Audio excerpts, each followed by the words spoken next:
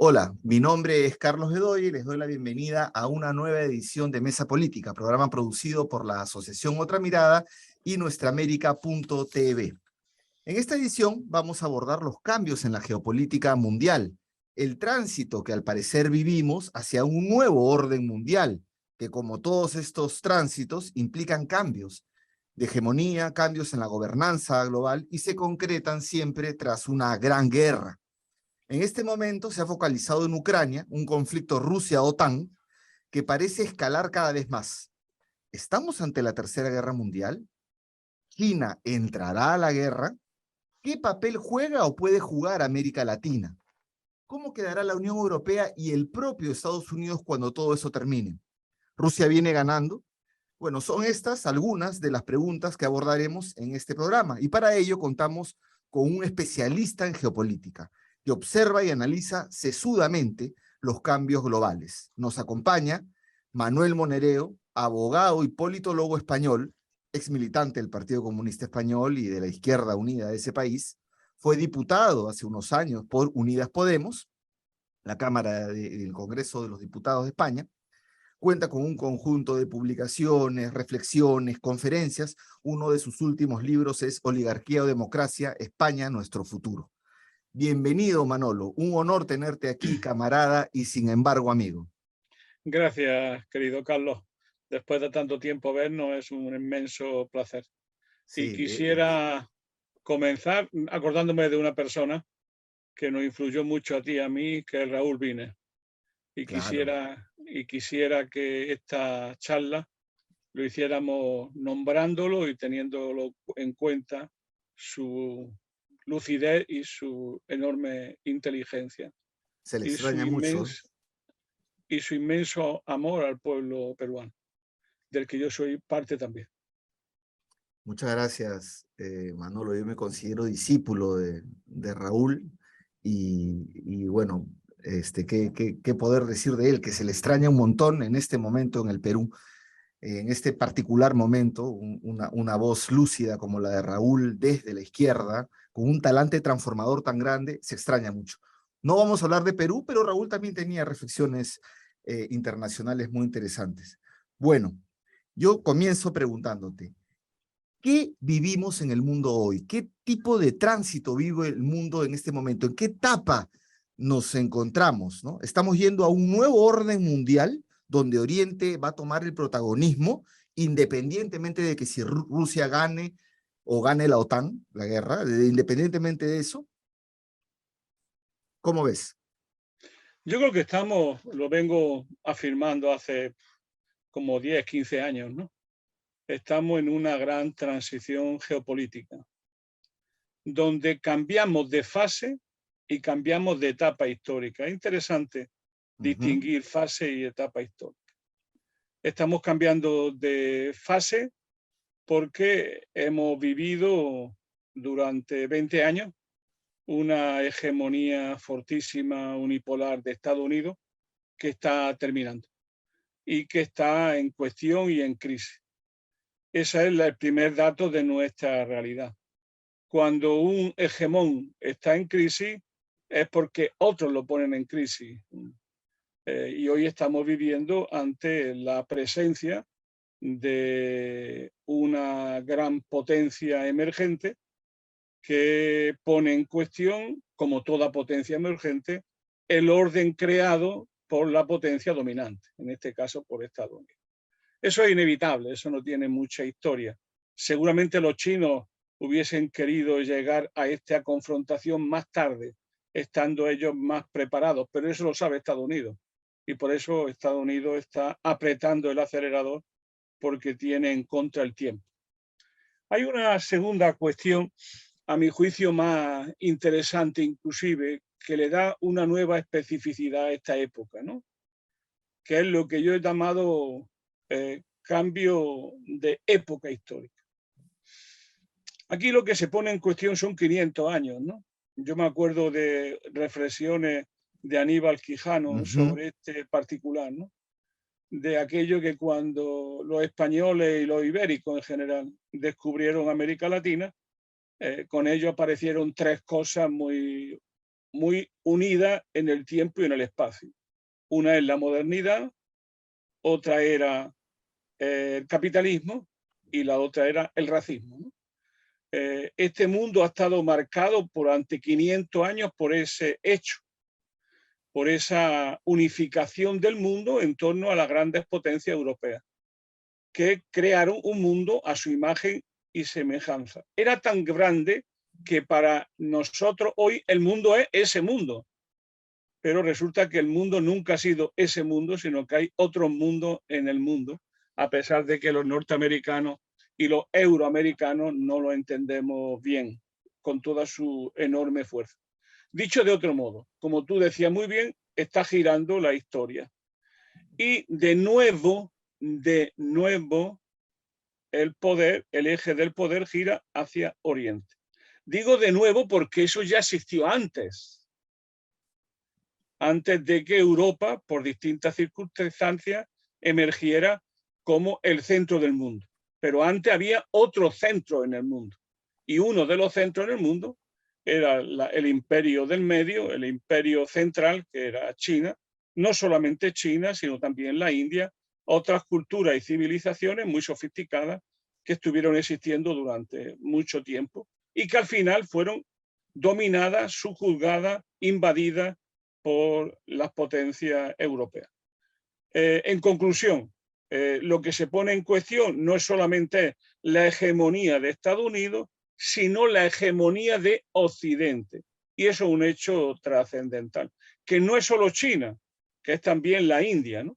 Yo suelo decir, para que la gente me entienda, sobre todo en Europa, que estas cosas no se entienden, que si sumamos los 1.400 y algo de millones de China a los 1.400 y algo de India y le añadimos Pakistán e Indonesia, ya tenemos prácticamente la mitad de la humanidad, a grosso modo. Es decir, que el mundo siempre ha sido diferente, plural, radicalmente plural, simplemente que la unificación en torno al imperialismo occidental es lo que se está acabando. Y por tanto vivimos una etapa tremenda, históricamente muy densa, que es la crisis del hegemón de la época, que es Estados Unidos, pero es también la crisis de la hegemonía occidental. Qué interesante este gran panorama que nos das, ¿no? Y por motivos pedagógicos, entonces vamos a tratar de trasladar, te propongo, trasladar este análisis y esto que tú hablas del cambio de época histórica, o sea, 500 años, un cambio trascendental, un giro en la historia, por regiones, por los bloques que hoy conocemos, ¿no? Y que más bien de lo que tú dices, entiendo que si en este mismo momento se está construyendo la multipolaridad, ¿no? Saliendo del hegemón norteamericano. Entonces, vamos por regiones. Unión Europea, donde tú estás. ¿Cuál es la perspectiva de la Unión Europea en el curso de esta guerra y en posguerra, ¿no? Debido a que las dirigencias políticas de los gobiernos de la Unión Europea, o en su mayoría, ¿no? Se han sometido, vamos a llamar a la égida de la OTAN, ¿no? Se han sometido a la OTAN, su política exterior, a la política norteamericana. Eso yo te lo he escuchado a ti. Por eso ahí se les llama, tú lo has llamado como en algunos casos europeones. ¿Saldrá resquebrajada la Unión Europea de todo esto? ¿A dónde va? Yo creo que la Unión Europea ha dejado de existir tal como la conocemos, ¿no? O sea, hay momentos donde la potencia hegemónica exige a sus vasallos, a sus peones, le exige máximo disciplina y máxima dedicación. Estados Unidos lo está pasando muy mal y necesita, por un lado, el máximo de disciplina en sus aliados y, por otro lado, los necesita porque sin ellos no puede vencer. Es la gran diferencia entre Donald Trump y Biden. Mientras que Donald Trump trataba a los europeos con un evidente desprecio y en gran medida pasando de ellos y de sus intereses, Biden se da cuenta yo creo que con mucha inteligencia, de que esta guerra es tan formidable, es tan grande, que no puede ganarla solo y necesita de una alianza estratégica con la Unión Europea, que es la pieza clave en este proceso. pero a la vez eso significa hipotecar la autonomía de Europa, su estrategia autónoma, su independencia.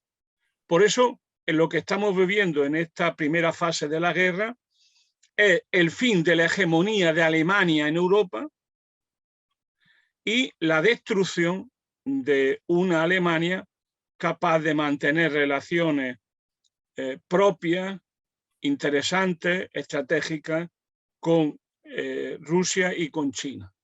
Esto es lo que se está cortando en este momento y es lo que Europa y Alemania están pagando. Ellos son un protectorado político-militar de Estados Unidos. Alemania tiene en torno a 37 bases militares norteamericanas en su suelo. Tiene la base más importante de Estados Unidos fuera de Estados Unidos, que es Ramstein. Además tiene bombas nucleares colocadas en toda la zona. Es más, ha empezado ya de nuevo en estos días, ha empezado a trasladarse una nueva generación de bombas nucleares y de misiles nucleares a Europa. Y por tanto, Europa en este momento lo que está es siendo un aliado fiel a la política exterior y con algo todavía mucho más grueso de cara al futuro.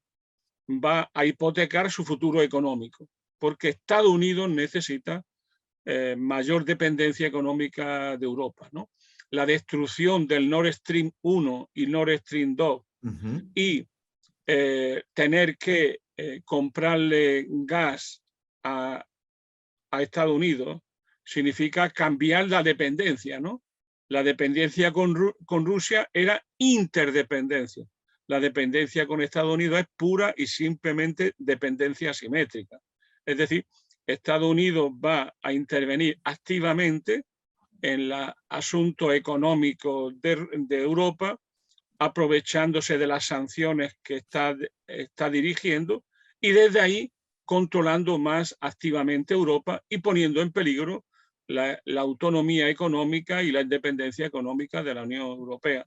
Esto son conscientes los líderes europeos de que está ocurriendo, pero ya no tienen capacidad de vuelta atrás por ahora y toda la situación política es ver qué dura y cuánto dura esta unidad de los gobiernos europeos con Estados Unidos. En definitiva, Europa está viviendo en este momento el fin de su autonomía estratégica y una mayor dependencia política, económica y militar de los Estados Unidos, que es parte de una estrategia global que Estados Unidos está implementando en todo el globo.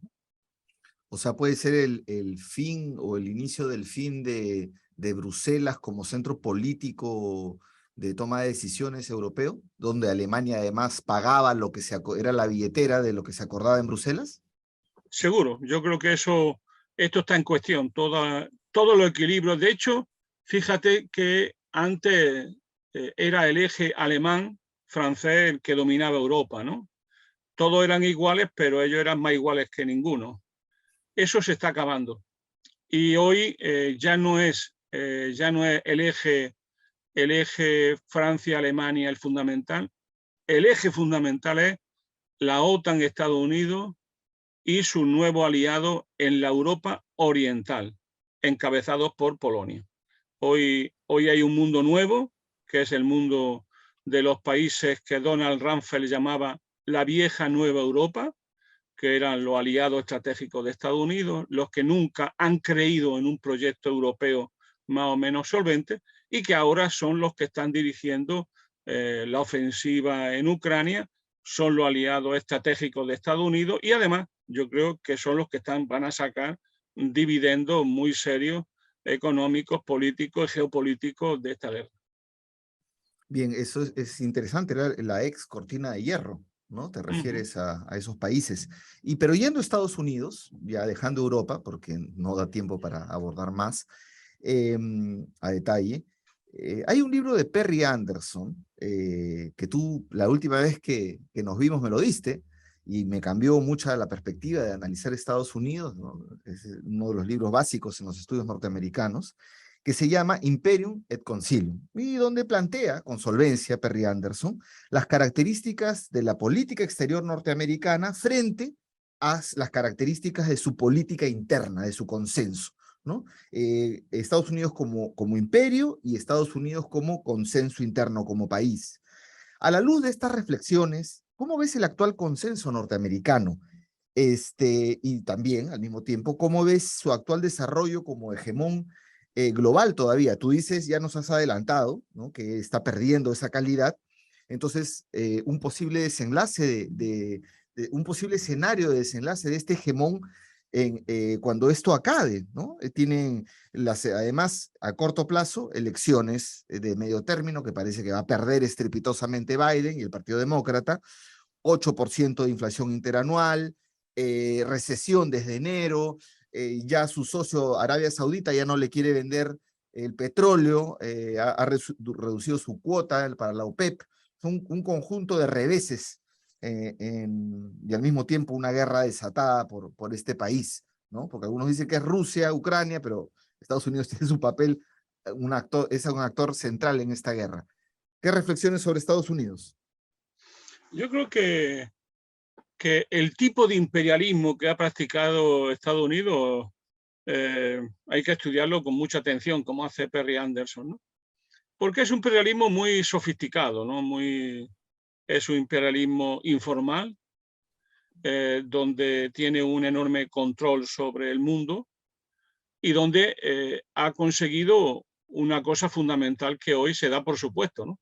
Que es que esto que llaman el orden internacional basado en reglas, que es justamente su leitmotiv político, es absolutamente verdad. Es el orden basado en sus reglas y en sus intereses. Estados Unidos tiene lo que los especialistas en relaciones internacionales llaman poder estructural, ¿no? Y el que tiene poder estructural es el que diseña unas reglas del juego, la impone y esa regla del juego siempre le beneficia. Y cuando no lo beneficia, patea el tablero. Es decir, Estados Unidos juega siempre a la mayor. Entonces, por ejemplo, ¿no? Una de las cosas interesantes que ha hecho China es ganarle a Estados Unidos en su territorio. Es decir, hoy China es el que defiende la globalización frente al proteccionismo creciente de Estados Unidos. ¿Eso qué significa? Que se ha quedado fuera de esta regla la Organización Mundial de Comercio. ¿Por qué? Porque ya no le hace falta a Estados Unidos, porque la ha, entre comillas, colonizado ya China. Entonces Estados Unidos necesita, como sea, ponerle freno a ese crecimiento económico enorme de China y sobre todo impedir que ese crecimiento económico cuestione las reglas del juego de Estados Unidos. Entonces ahí estamos podemos llamar, en una doble tesitura, ¿no? Por un lado, los procesos internos de Estados Unidos y luego su proceso externo. Eso no siempre ha casado bien en Estados Unidos. De ahí es este juego más o menos interesante en la élite norteamericana de proteccionismo, apertura, de aislacionismo, imperialismo. Siempre se juega a ese doble tesitura. Lo que ha ocurrido en este último periodo es que la globalización fue el gran proyecto norteamericano para convertir el siglo XXI en el nuevo siglo de Estados Unidos. Y esa globalización llevaba implícito la desindustrialización de Estados Unidos y llevaba implícito lo que podemos llamar la erosión del pacto social rooseveliano que de una u otra manera había venido gobernando Estados Unidos desde la década de los 40 hacia adelante. Hay quien habla de los 30, pero yo hablo de las finales de los 30 y los 40, y sobre todo después de la Segunda Guerra Mundial. Había un pacto implícito entre la élite norteamericana, su papel internacional y sus clases trabajadoras. Estas clases trabajadoras que Johnny Cash ha sabido interpretar como nadie en canciones. Bien, este mundo se rompió, ese mundo se rompió. Se produce una ruptura en la élite norteamericana. La globalización ha, de alguna manera, desindustrializado Estados Unidos y ha machacado profundamente a las clases trabajadoras blancas, a las clases trabajadoras que de una u otra manera habían estado siendo la infantería ligera de la legitimación norteamericana. Ese mundo se ha roto y Donald Trump, ante el Tea Party y Donald Trump, son parte de esa reacción de una parte del pueblo norteamericano contra las élites globalistas cuyo nombre es Hillary Clinton. Bien, hoy esa división interna en Estados Unidos, hay quien piensa que hay una guerra civil larvada en Estados Unidos y que eso tiene que ver con la toma del Congreso y tiene que ver con el tipo de derecha que está de una u otra manera hegemonizándose en Estados Unidos. Una derecha en construcción con vocación de hegemonía muy marcada por tradiciones norteamericanas y por el peso de las clases populares blancas, efectivamente blancas, norteamericanas. Yo creo que eso es lo que está cambiando profundamente. ¿Quién manda hoy en Estados Unidos? Pues lo que manda hoy es un grupo de intelectuales ligados a Hillary Clinton, que son, por un lado, profundamente imperiales, profundamente intervencionistas, y que saben que de una u otra manera, si no se reacciona pronto y rápido, la hegemonía norteamericana terminará decayendo y perdiéndose en el proceloso mar del mundo multipolar. Y yo creo que ese grupo donde está Victoria Nuland, donde está el actual secretario de Estado, donde ya está Jack Sullivan, donde está Robert Kagan, todo este grupo de intelectuales, muchos de ellos hijos de la Europa del Este, hijos de Ucrania, hijos de los países bálticos, de la propia Polonia, gente que de una u otra manera están con una visión mucho más intervencionista, declaradamente intervencionista, y dispuestos a crear guerra en todos lados, ¿no? Son los viejos estrusarianos, ¿no? Los viejos que han estado detrás del proyecto para un nuevo siglo americano y que hoy son los que tienen el mando, frente a un Donald Trump que está en posiciones muy duras de derecha dura, pero, atención, ha sido el único presidente en lo último que nunca ha creado un conflicto internacional. Ese dato es fundamental. Y esta élite intelectual, para salir de Estados Unidos, aunque es difícil, esto se está metido en todo, esta élite intelectual estaría dispuesta a escalar este conflicto a nivel nuclear. ¿La guerra puede volverse nuclear? Ellos juegan con una hipótesis que es muy arriesgada. Pasa que en el otro lado, en el lado de China y en el lado de Rusia, hay personas, como diría yo, maduras, ¿no? Ellos juegan con la idea de que hay que superar el chantaje nuclear, porque si no, no puede hacer nada. Esto tiene mucha importancia. Ellos juegan con la idea de que los otros, Rusia y China, nunca usarán la bomba, ¿no? La bomba nuclear. Y que, por tanto, ellos pueden hacer lo que les venga en gana en determinados límites y jugando siempre al límite, ¿no? Ellos consideran que esa es la única política posible para vencer a China, que es el gran enemigo. Y hay también su diferencia con Donald Trump, porque Donald Trump siempre iba al límite, pero muy cuidadosamente, ¿no? Mirando mucho alrededor. Estos no. Estos tienen la idea de que el tiempo va contra ellos, que el tiempo les perjudica, que el tiempo favorece a China y su recomposición y que por lo tanto hace falta enfrentarse seriamente y desde ya. ¿Que eso significa la escalada? Están dispuestos a asumir el riesgo y de llegar, inclusive están jugando con el empleo de armas nucleares tácticas, que eso una vez que las pone en pie, ya nada será igual como antes, ¿no? Pero estamos ahí, en ese momento, y este equipo dirigente, ya he dicho, los Sullivan, los Nuland, el secretario de Estado norteamericano, Hillary Clinton, todo este grupo, Keegan, todo este grupo, que muchos de ellos vienen del Partido Republicano, son la gente que han llegado a esta conclusión de que Estados Unidos está en peligro, en un peligro existencial, y que hay que resolverlo militarmente. Qué peligroso eso, porque Estados Unidos se construyó como hegemón mundial tras 2 bombas nucleares, ¿no? En Hiroshima y Nagasaki, y entonces ahora puede repetir ese plato, ¿no? Sería muy peligroso. Es lo que se llama la trampa de Tucídides, ¿no? Es decir, el gran problema que tiene la humanidad hoy, que yo creo que la gente no es consciente, ni siquiera la izquierda casi no es consciente de nada, que es esta idea de que Estados Unidos va a consentir pacíficamente ser sobrepasado por China. O sea, la gran potencia hegemónica va a consentir pacíficamente dejar de ser hegemónica, o usará lo que más tiene, que son su poder militar. Estados Unidos y la OTAN tienen el 60% de todo el presupuesto militar mundial. Estados Unidos y la OTAN son una escasa porción de la humanidad, y tienen Estados Unidos solito cerca de 800 bases militares fuera de Estados Unidos.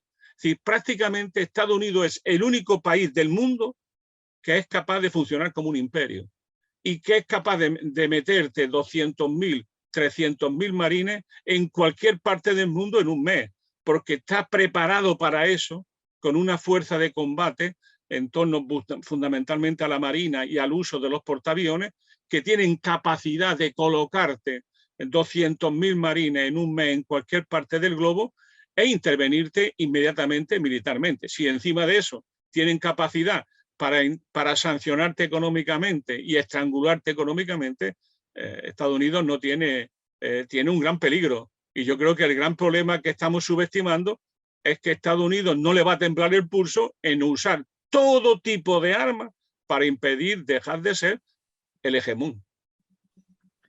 Bueno, ya estás dibujando un escenario bastante complejo, donde yo pensaba que China más Rusia era mayor que OTAN, pero ahora tú señalas que no, China más Rusia no es mayor que OTAN todavía en este momento, ¿no? Entonces eso sí, digamos, ahí hay un desequilibrio. Y entrando a Rusia, tú alguna vez escuché decirte que tú para afuera eres prorruso, para adentro no sabrías, con este papel de Putin en Rusia, de este reconstructor de este imperio que tiene años. Pues no, Rusia tiene, frente a lo que puede ser Estados Unidos, Rusia tiene una trayectoria de ser imperio, ¿no? De muchos años. Y estamos en uno de los momentos más cruentos de la guerra. ¿Rusia está ganando la guerra? Al margen de lo que ha señalado, ¿no? ¿Cuáles son los probables escenarios en el curso de esta guerra para este gigante también, que es Rusia?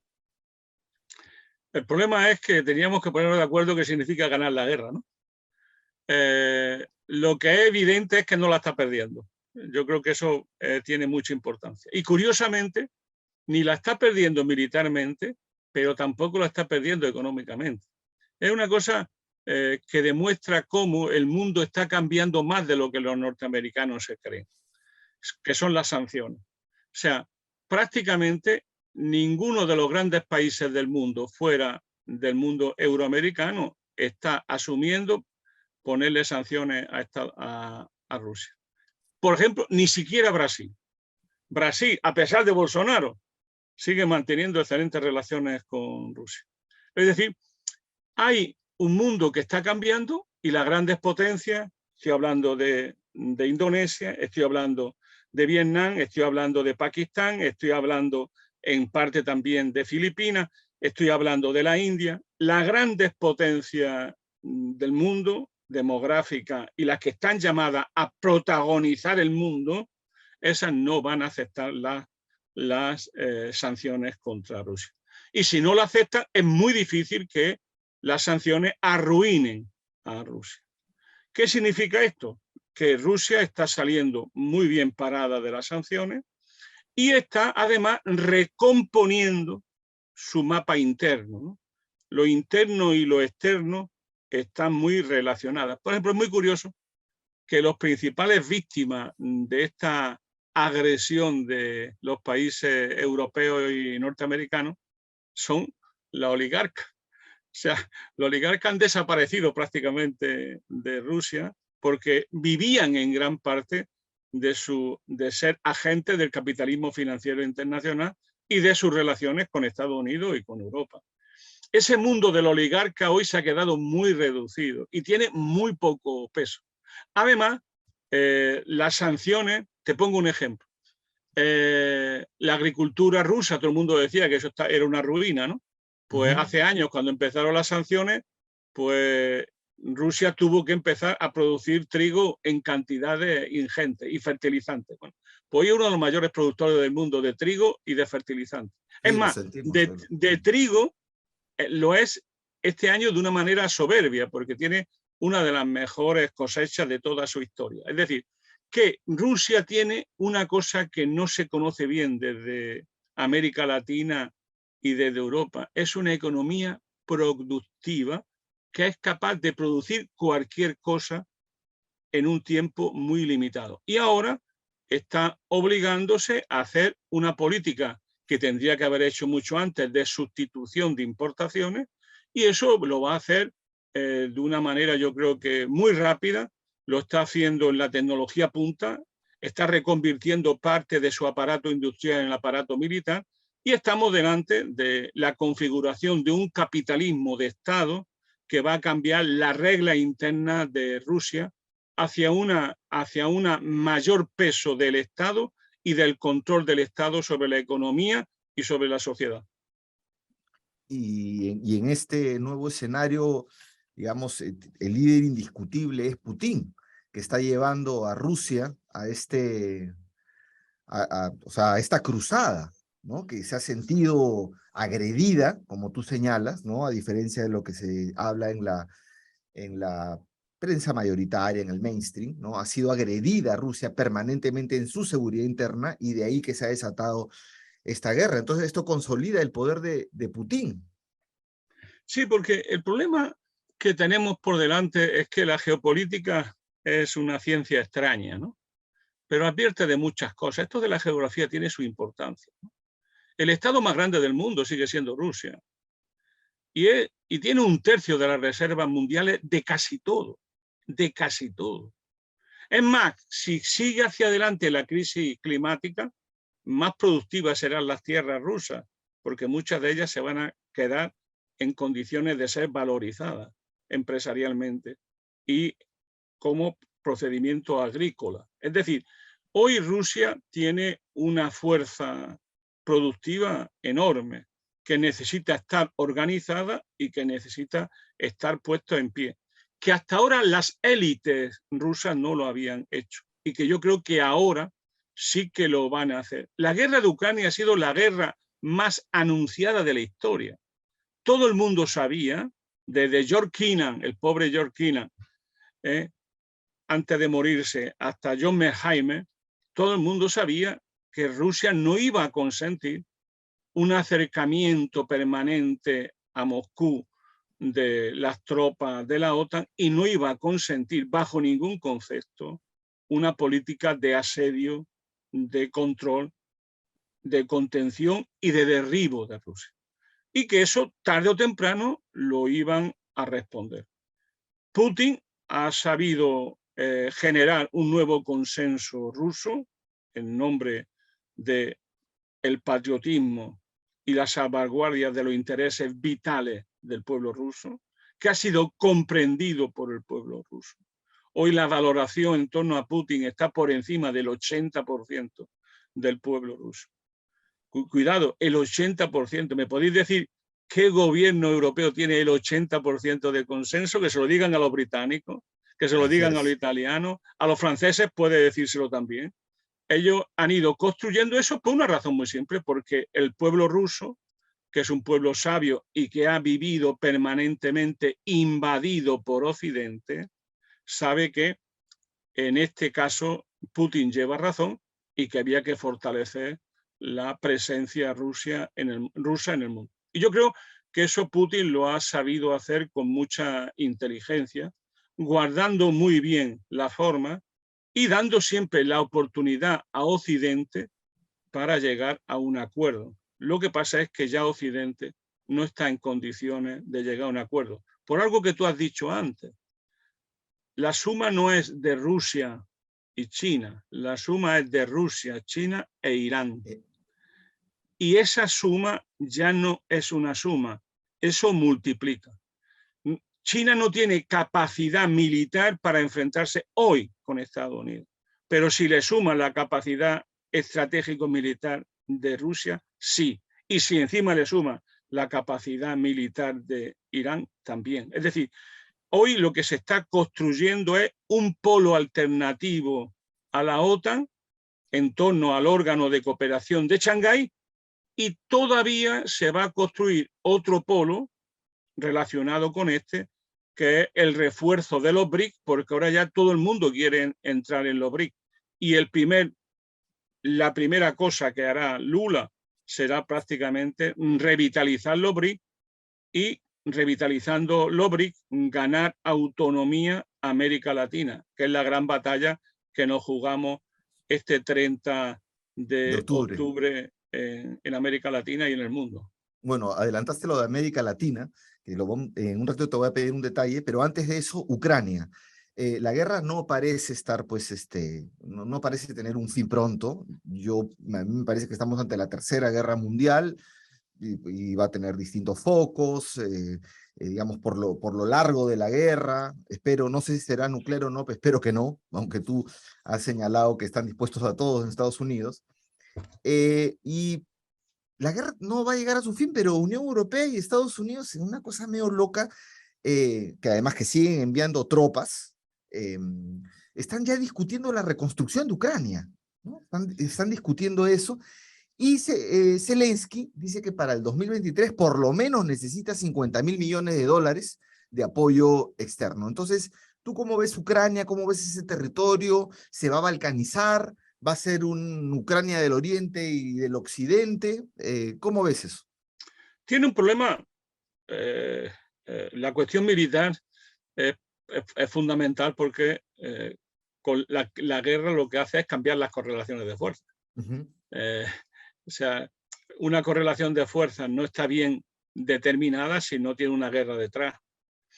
Y ahora lo que estamos viviendo es un conflicto militar por delegación de la OTAN, o sea, de Estados Unidos contra Rusia, que usan al pueblo ucraniano, porque lo dejan su élite dominante, así lo quieren, lo usan como carne de cañón, como infantería ligera de este conflicto entre la OTAN, Estados Unidos y Rusia.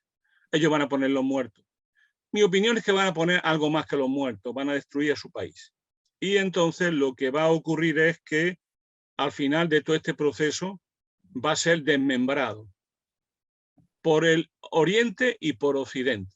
Una parte de Ucrania será, pues, rusa, que ya lo han santificado constitucionalmente. Eso en Rusia tiene mucha importancia.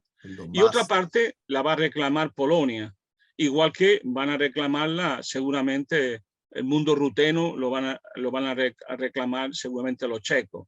Es decir, lo que se va a quedar ahora es la vieja Ucrania, los límites de la vieja Ucrania que hemos conocido antes de la Revolución de Octubre y sobre todo del final de la Guerra Mundial.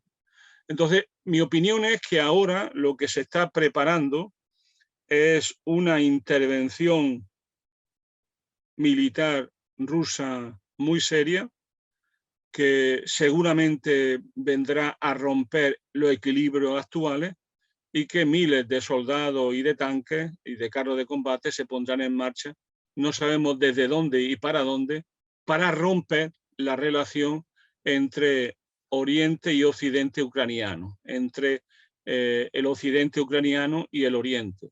Ahí prácticamente eso está en permanente movimiento, pero le siguen llegando a las fuerzas de combate, a las más aguerridas ucranianas, le sigue llegando todo tipo de suministro que viene de Europa, y si eso se corta por la intervención militar, eso solamente se puede cortar con la presencia de soldados, de efectivos militares y de carros de combate y de todo un potencial serio. Mi opinión es que tarde o temprano eso es lo que va a ocurrir y que en ese momento habrá que plantearse en serio si hay posibilidades de la paz o de una escalada posterior. Se ha hablado inclusive de que algunos países en torno a Polonia podían estar pensando en hacer una especie de tratado diferente a la OTAN para poder intervenir conjuntamente con los ucranianos frente a los rusos, que sería una manera de internacionalizar la guerra. Es decir, que algunos países, por ejemplo, Polonia, países bálticos, se organizan seguramente, no sé si con Rumanía o no, o con Chequia o no, se organizan, crean un tratado de seguridad al margen de la OTAN, pero relacionado obviamente con la OTAN, Claro. y atacando a la fuerza rusa en Ucrania. Eh, ¿Eso se va a hacer? No lo sé, pero lo que sí estoy convencido es de que esta situación en este momento ha fracasado, la ofensiva tan cacareada ucraniana ha sí. fracasado, y ahora, conforme vaya llegando el general invierno, pues las tropas rusas se irán acomodando y los nuevos efectivos pues se pondrán en pie y en algún momento atacarán. ¿Atacarán por Bielorrusia y desde ahí romper el frente? No lo sé, eso no, Lo no vamos estoy en a la ir cabeza de viendo. Putin. Ujú.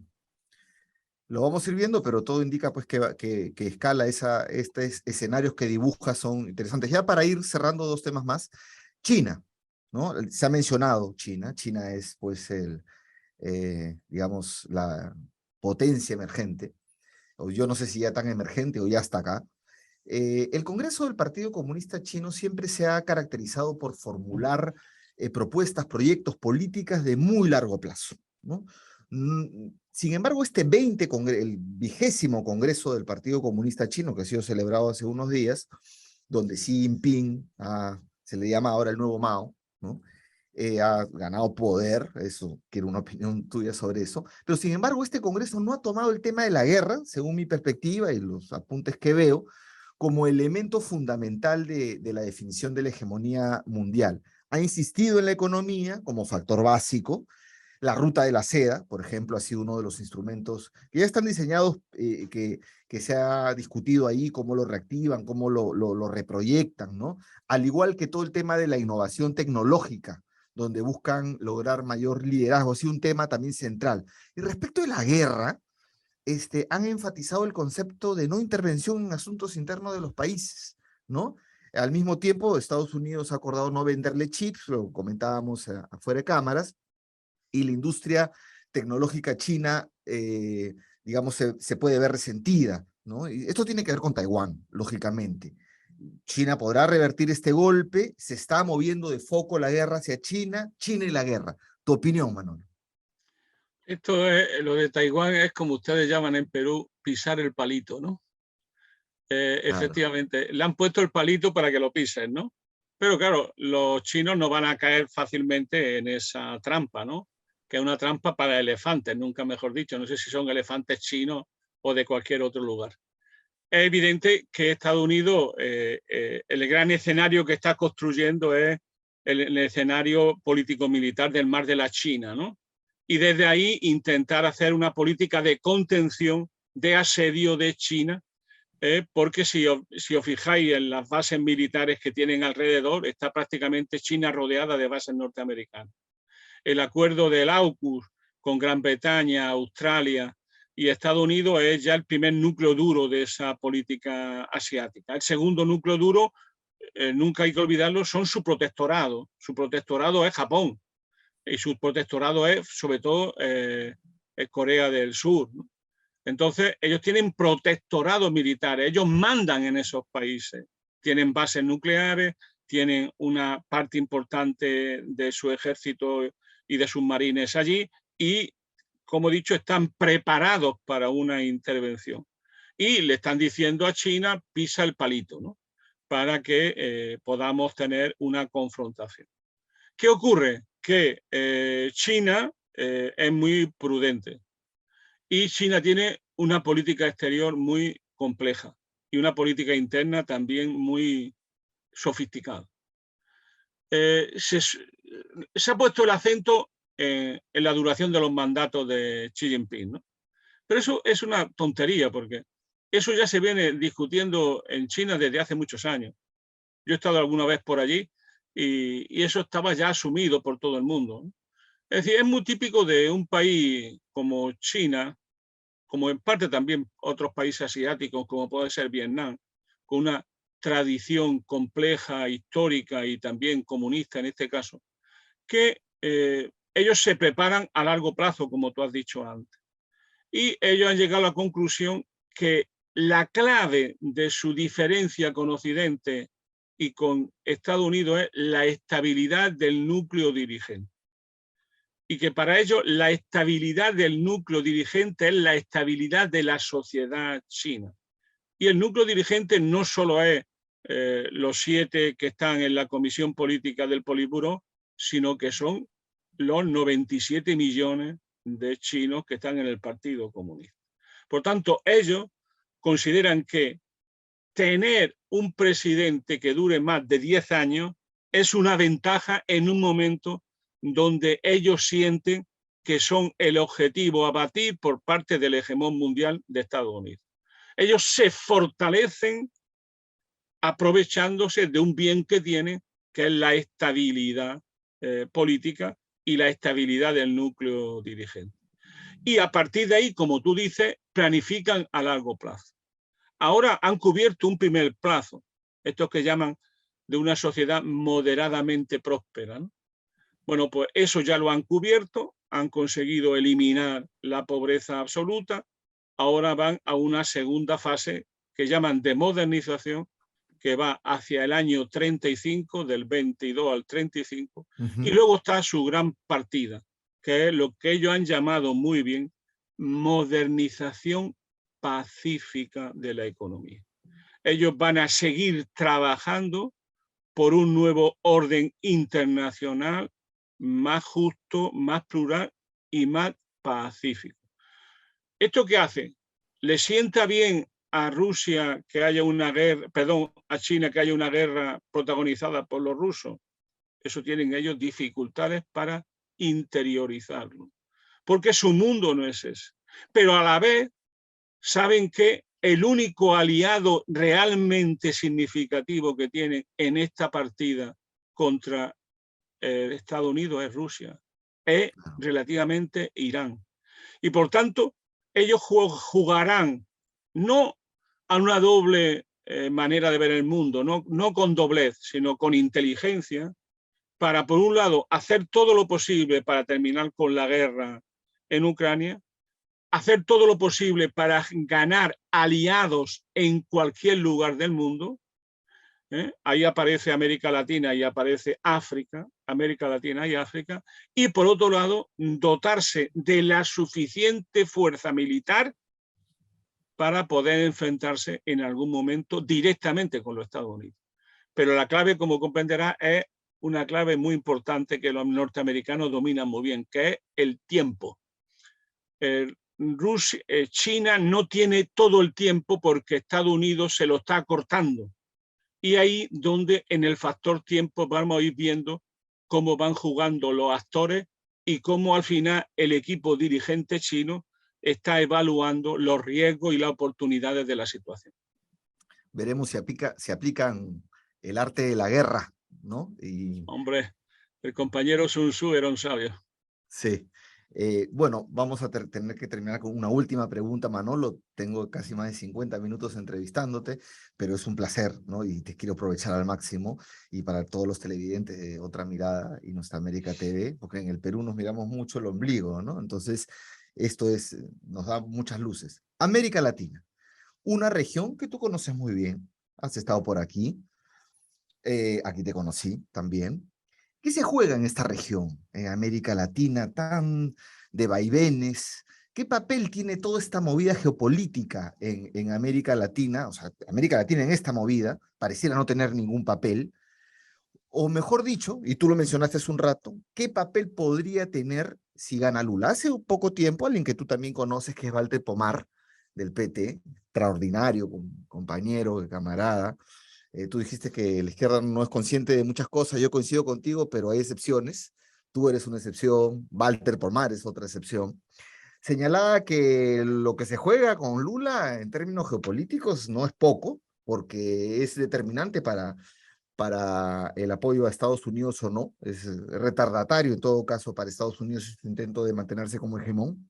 Entonces, para darte la palabra, ¿qué papel podría tener América Latina a propósito de si este 30 gana Lula o gana Bolsonaro? Que no se descartan los escenarios, no sé tú cómo los ves. Yo creo que América Latina tiene que escoger entre ser un territorio en disputa entre las grandes potencias o ser un sujeto autónomo que ayude a definir las nuevas reglas de un nuevo orden internacional. Eso es lo que tiene que hacer América Latina. Es decir, ser un territorio en disputa donde las grandes potencias intervienen en un sentido u otro. Eso siempre significa que el Estados Unidos interviene más que nadie y que torcerá el brazo a cualquier otra potencia que se le ocurra intervenir, pero eso es lo que se está jugando en este momento. Y la otra opción es, ¿va a ser América Latina de una vez por todas una patria grande capaz de ser un sujeto autónomo en las relaciones internacionales que funde o ayude a fundar las bases de una nueva orden internacional más justo, democrático y pacífico? Esa es la gran elección que hay. Aunque Pero claro, América eso Latina es una entelequia, ¿no? Porque tenemos sí. Centroamérica, el Triángulo Norte, que es Estados Unidos, y de pronto tenemos América del Sur, ¿no? Brasil, México también y Argentina, que son del G20. Lo que me está diciendo es que, mira, me viene ahora a la mente, había un teórico norteamericano de geopolítica fantástico, que murió muy joven, Speakman se llamaba, de origen holandés. Y este Speakman era el que tenía como Kissinger y como Robert Keegan una facultad igual que Brzezinski, que era decir las cosas con claridad y no se andaba por ahí con rodeo y darle vuelta a las cosas, barrocamente. Y lo que venía a decir era algo así como lo siguiente. Norteamérica es el amo del norte y su Mediterráneo es los países de la zona central, que son justamente la zona donde desgraciadamente está Cuba. Es decir, ese es su Mediterráneo, es su zona de control, como se dice en el fútbol, su zona de confort, esa zona. Y no va a consentir ahí mantener ninguna disputa con nadie porque es territorio exclusivo de uso de Estados Unidos. Y entonces hablaba este hombre, que no era nada tonto, de que luego estaba Sudamérica, ¿no? Que era, y decía, el gran problema de Sudamérica es que se unan. Y un acuerdo Chile, Argentina, Brasil, eso nos lleva a la guerra, ¿no? Esa doble vertiente que tienen los norteamericanos cuando hablan claro, que es decírtelo en la carita, para que no te olvides, es un poco lo que se está jugando ahora mismo en las elecciones brasileñas. Que el futuro de América Latina depende de que haya un país que tenga fuerza y consistencia para encabezar, por decirlo así, la rebeldía o la rebelión. Y es el único país que tiene en este momento esa fuerza, es Brasil. De hecho, desde que Brasil no actúa, después de que echaron a la Dilma Rousseff, se nota mucho en América Latina esa carencia de peso político suficiente para hacer frente a los gringos, ¿no? Claro, esto nos llevaría a hablar de esto que se llama la segunda ola de izquierda en América Latina, que nos llevaría muy lejos. Pero yo solamente insistí en esto. Lo que se juega en América Latina es, sobre todo en Sudamérica, es la capacidad o no de ser un sujeto actuante en las relaciones internacionales. ¿Por qué? Porque América Latina y el Caribe son elementos esenciales sin los cuales Estados Unidos no puede ejercer su hegemonía. Sin el peso de Estados Unidos en esta zona, Estados Unidos no puede ser hegemón en el mundo. Y claro, eso lo va a vender muy caro.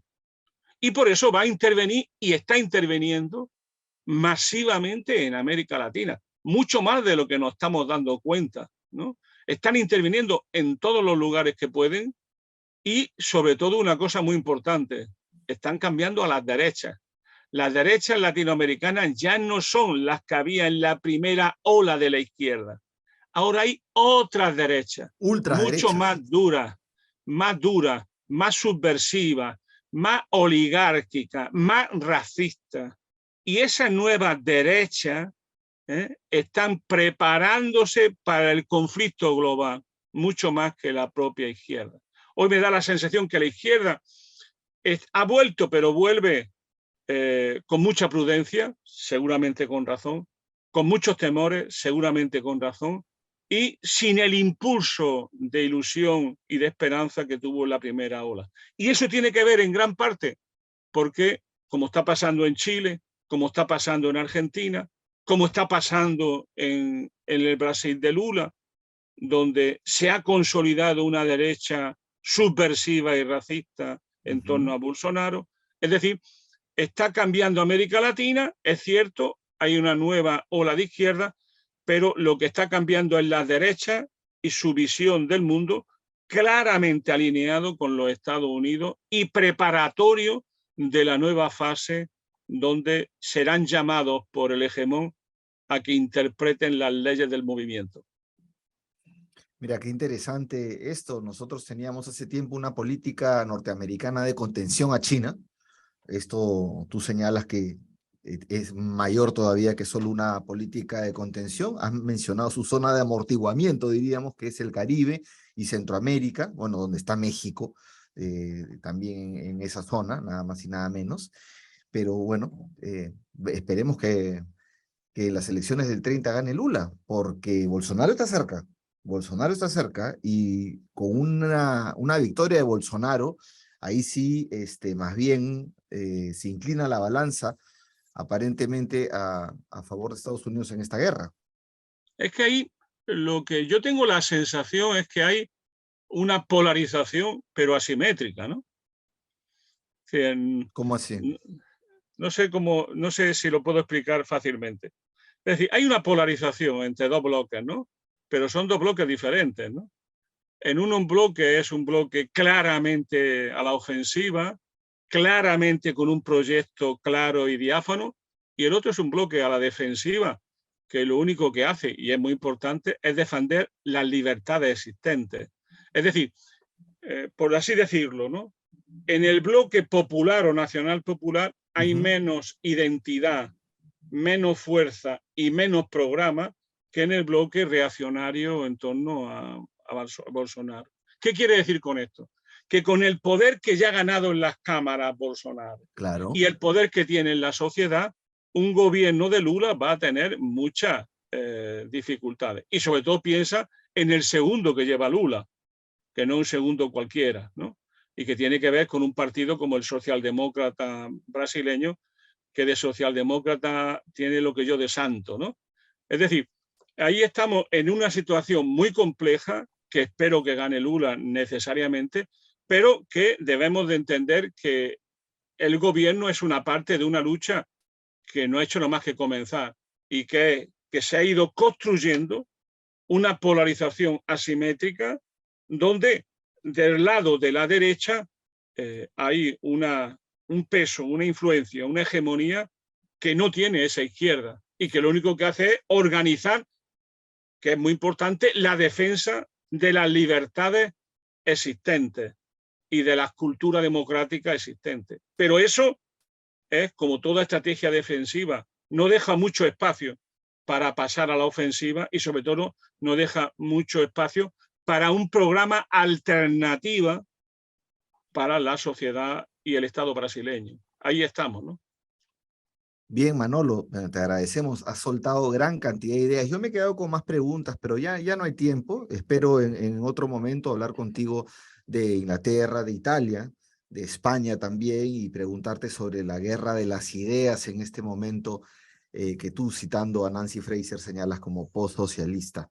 Entonces, ahí nomás nos quedamos y te agradezco enormemente. No sé si quieres agregar algo más, pero el público quedará más que satisfecho después de escucharte. Yo solamente a todos los cantidad enorme de amigos que tengo en el Perú, saludarlo a todos, abrazarlo a todos y a todas, y sobre todo deseando que de una vez por todas para el pueblo peruano el mundo no sea ancho y ajeno. Así es, eso es bastante peruano. Pero bueno, te agradecemos, Manolo, y con ustedes, amigos y amigas que siempre nos siguen. Será hasta otra oportunidad. Les invitamos a que entren a otramirada.p y a nuestraamérica.tv para encontrar esta entrevista, muchas más y mucha más información. Gracias.